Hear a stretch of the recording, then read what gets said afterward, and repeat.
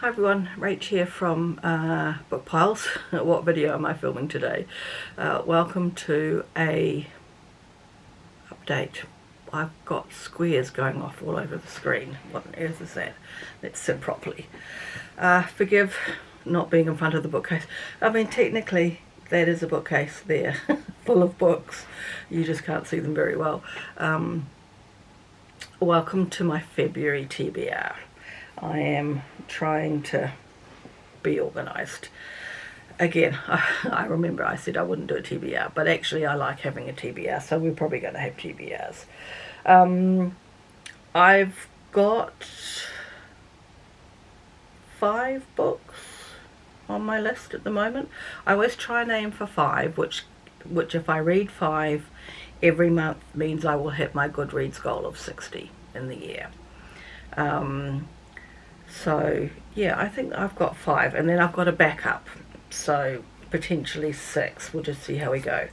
So probably the first 2 books I'm going to hit are on my Kindle, and they're going to be books 6 and 7 in the Langley Sisters series by Wendy Valla. And she is a New Zealand historical romance author, and I, spoiler, have read books 1 to 5 so far. I'll talk about those next week.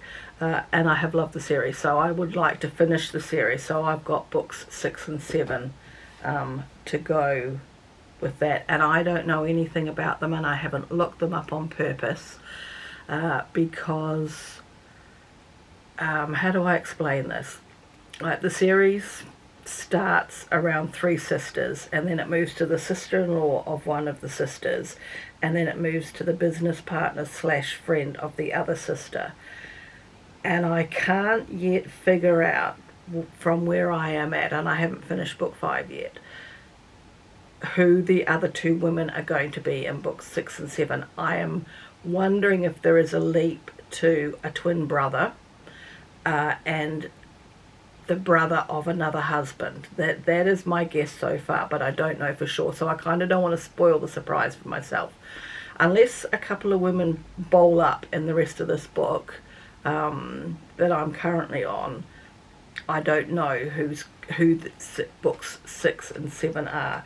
I don't even think I know the names, or I can find the names of the books very quickly. Actually, I think I might be able to.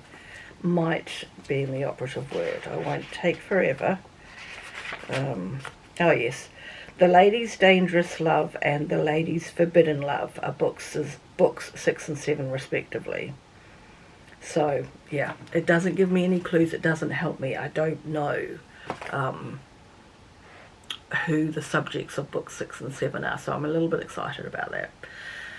Then I am going to look at getting 2 books crossed off. This is, I called it 12 subs, 12 books, except it was actually only 5 subscribers giving me 12 books. So these are subscriber suggestions, and there are 12 of them. And if I want to have a clean sweep and read everything, I need to read 2 of them, because I didn't read one in January. So probably sometime towards the end of book 7, I'm going to read the Kindle books first. Towards the end of the book 7, I will take myself off to the library and try and pick up 2 of the books on this page, and I don't know which 2 they're going to be, because it really depends on what's available. And I know from checking into them and why I chose them that they are all pretty much, with the exception of one, something I would be interested in reading. That's why I chose these 12, because I actually stood a chance of reading them as opposed to some of the suggestions I got. So you'll have to wait till the review to find out which 2 of those I'm going for. And then I'm going to read The Princes in the Tower by Philippa Langley. This came out last year. I'm assuming it was published. I'm sure I got it just before Christmas. 2023, yeah. So, will that actually sit there? Look at that. I'm not holding it. It's not quite in shot, but you can see enough. Or it'll topple over. We're a bit precarious now. Look, Mum, no hands. Philippa Langley is responsible for finding the grave of King Richard III in the car park in Leicester 10 years ago. And I'm not 100% certain of all her ins and outs, but she's a very staunch supporter of Richard III, and I think this is why we now have the Princes in the Tower. And from the few reviews I saw when I discovered this book had been written, it sounds like she's made a very good case. So it is quite a thick book, pushing 500 pages, not quite, just under. So around about 480 pages. And it's got some pictures. I like books with pictures.